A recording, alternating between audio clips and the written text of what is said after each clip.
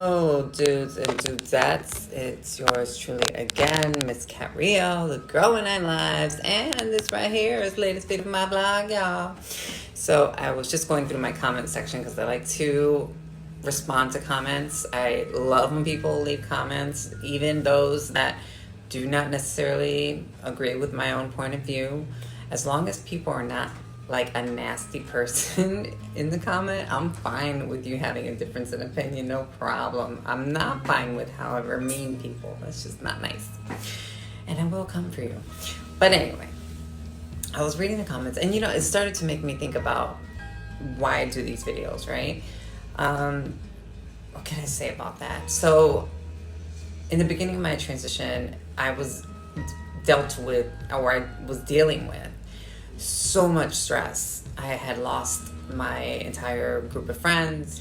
I had lost my job and ultimately my career. I lost so many things simply because of me transitioning. And it was so difficult for me to deal with. I could not even begin to tell you the feelings of rejection, the feelings of emptiness and abandonment that I felt were incredible. And the friends that did stick by me, the core friends, the ones that really, truly were my friends, were few and far between. I only had about 2 that stayed behind and stayed my friend.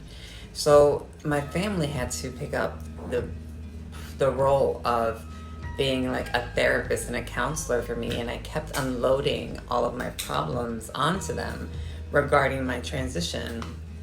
It was very difficult for them to deal with because when I lived as my previous self, I never had these issues. I didn't, obviously, and I didn't come to them with problems. I always showed my best face forward and dealt with my problems in privacy. But this was something different. This was something so horrible. The treatment I was getting by random strangers in public was so negative and just destructive.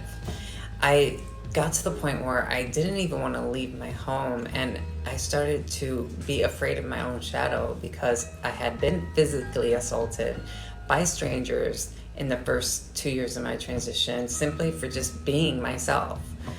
It left me traumatized, actually, and I had no one really to go to.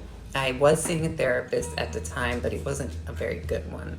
So what I was left with were the people present in my life. I inadvertently overloaded them with my problems every time we were together. And what ultimately happened was that they didn't want to be around me after a while because they equated me with being a Debbie Downer, for lack of a better description. And I don't blame them. You see, by me unloading my problems onto them, I didn't mean to do that. It was just that it was always on the forefront of my mind, and when they would encounter me, I'd be so depressed, I'd be so broken. And they would try and figure out what the issue was, and then I would go into all of the problems that I was having because of my transition, and it just created a distance and a wall between me and the people in my life at the time. Even though I no longer do those things, I have, gotten a psychiatrist, and I also have a psychologist who's my therapist, and I went to support groups, and I dealt with my transition in a healthy way after that initial experience I had with, pushing people away ultimately. I just wanted to feel better. I didn't know what I was doing. I didn't know the effect I was having on the people that I loved.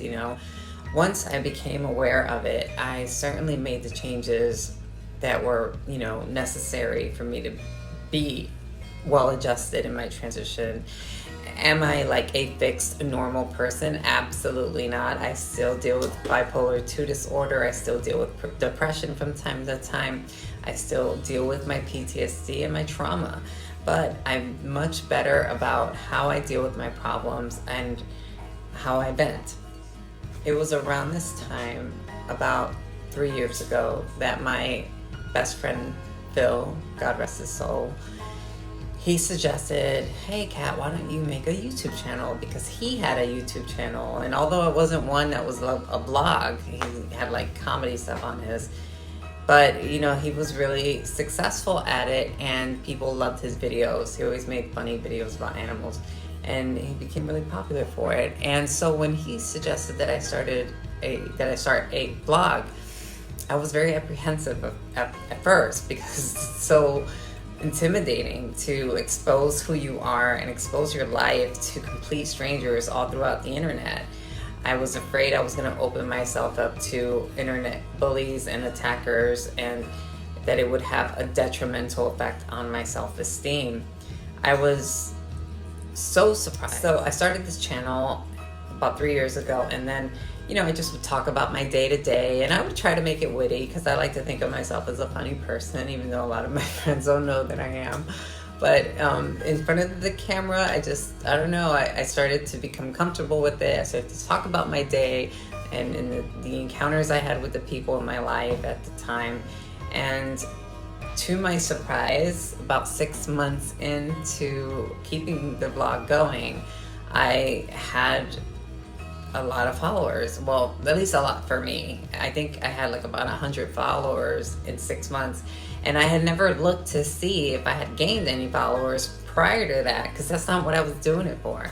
I was simply just doing it as a venting strategy, and was hoping that maybe if there was another trans person that was going through something similar that I was going through, because I didn't really have anybody I could ask anything about my transition.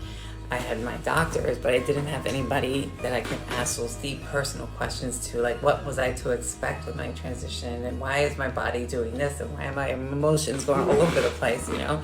So I thought, well, maybe if I can document it and people can observe me going through this, that I may inadvertently help people at the same time helping myself.